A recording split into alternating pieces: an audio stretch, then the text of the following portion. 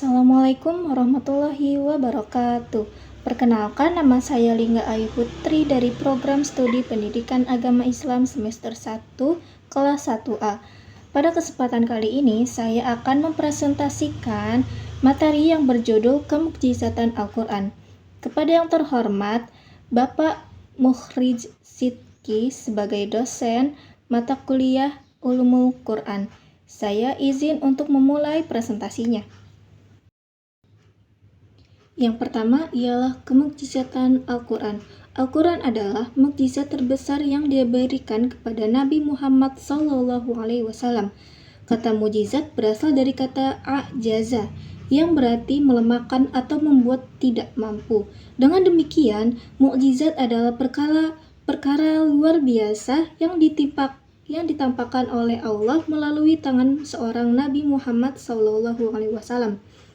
Karena pada saat itu diturunkan di tengah-tengah umat yang mengeluh-ngeluhkan para penyair jahiliyah di wilayah Mekah dan sekitarnya. Jadi intinya Al-Quran adalah mukjizat terbesar Nabi Muhammad SAW, yaitu keajaiban dari Allah yang membuatnya tidak bisa ditandingi oleh manusia sekalipun.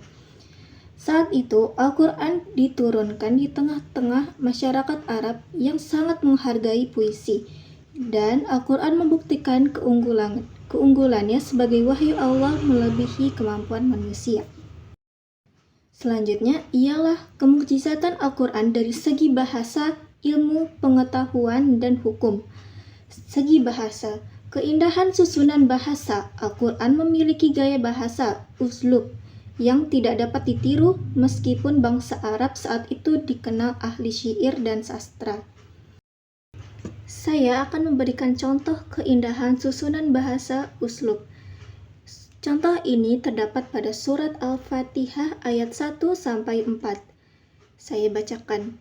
A'udzu billahi minasyaitonir rajim.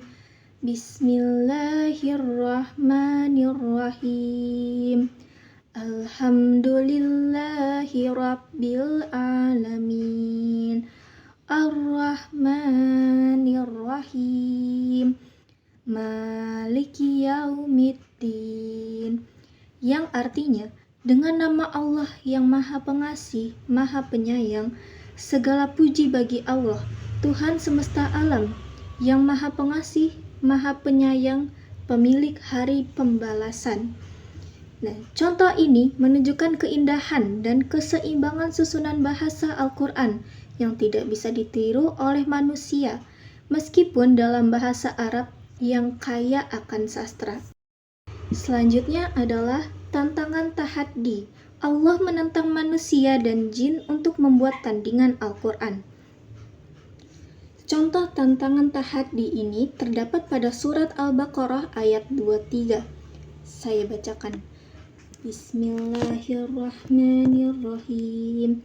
Wa in kuntum fi raibim mimma nazzalna ala abdina fa'tu bi suratin min misli wad'u syuhada'akum min dunillahi in kuntum shadiqin. Artinya adalah, dan jika kamu tetap dalam keraguan tentang Al-Quran yang kami wahyukan kepada hamba kami, Muhammad, maka buatlah satu surah saja yang semisal dengannya, dan ajaklah penolong-penolongmu selain Allah, jika kamu adalah orang-orang yang benar. Nah, contoh ini adalah tantangan Allah kepada manusia dan jin untuk membuat tandingan Al-Quran jika mereka menganggap Al-Quran bukan wahyu dari Allah. Selanjutnya ialah kemukjizatan Al-Quran dalam segi ilmu pengetahuan. Yang pertama ialah keselarasan dengan sains modern.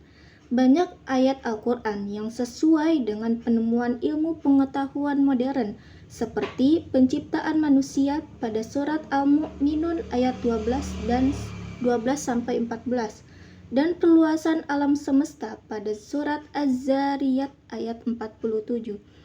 Saya bacakan pada ayat Al-Mu'minun terlebih dahulu. Oke. A'udzu billahi minasyaitonir rajim. Bismillahirrahmanirrahim.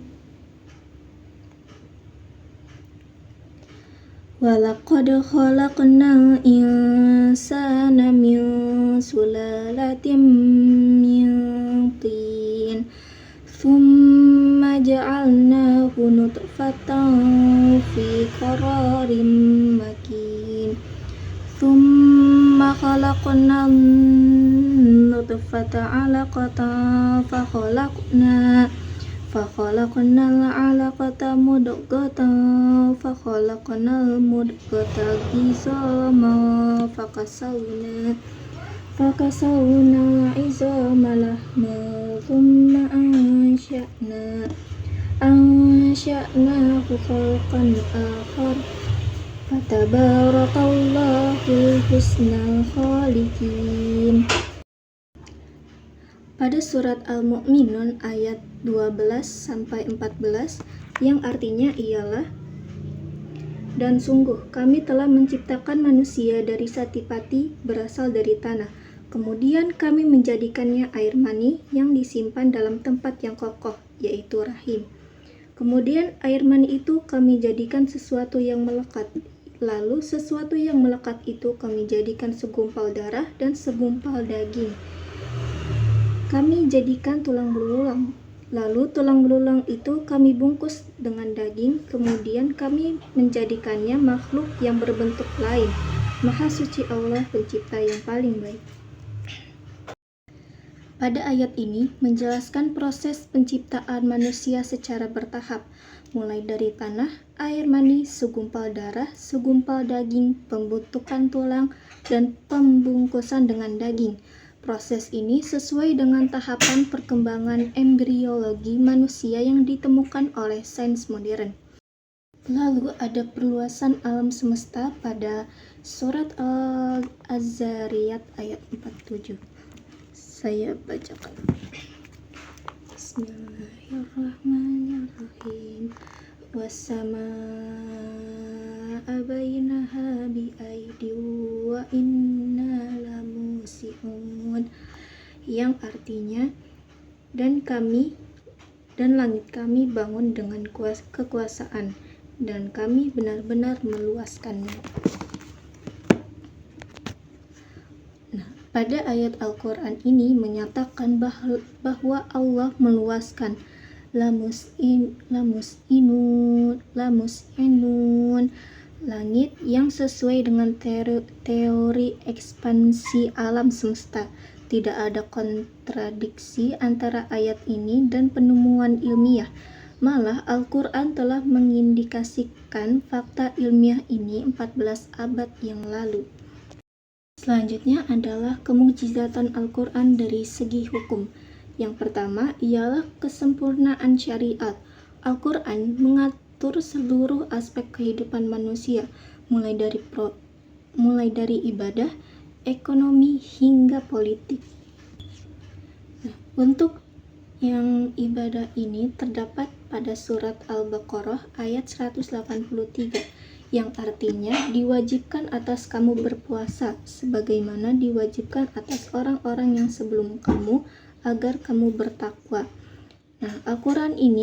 Pada ayat ini Al-Quran mengatur kewajiban ibadah seperti puasa Ramadan, menunjukkan aturan untuk mendekatkan diri kepada Allah.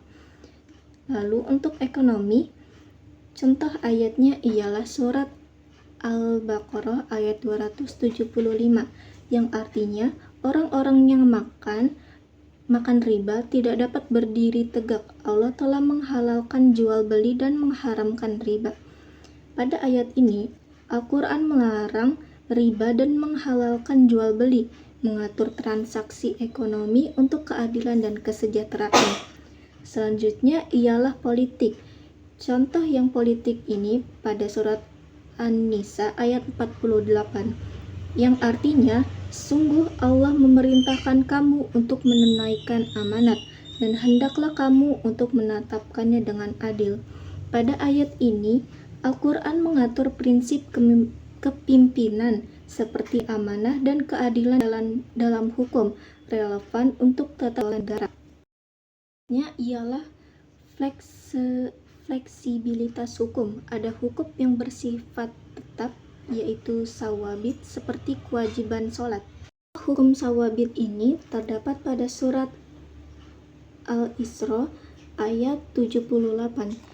Saya akan membacakan ayat 78 ini. A'udzubillahi minasyaitonirrajim. Bismillahirrahmanirrahim.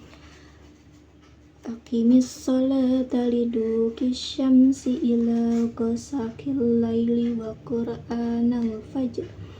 Inna qur'anal fajri kana mashhuda. Yang artinya ialah laksanakan sholat sejak matahari gelincir sampai gelapnya malam, dan laksanakan pula sholat subuh. Sungguh sholat subuh itu disaksikan oleh malaikat.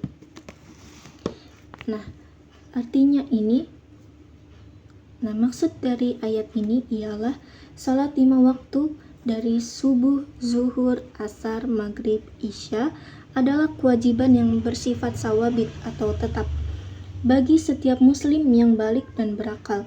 Tidak ada keringanan untuk meninggalkan sholat 5 waktu tanpa uzur syar'i atau alasan yang dibenar-benarkan syariat, karena ini merupakan salah satu rukun iman.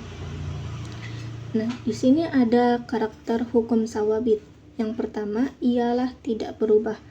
Hukum ini tidak berubah karena situasi atau waktu, berlaku universal dan abadi.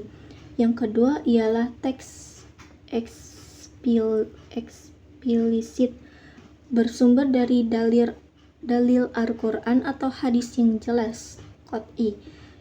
Lalu yang ketiga, yang terakhir ialah tidak ada ruang untuk penafsiran yang mengubah esensi hukum seperti kewajiban sholat 5 waktu.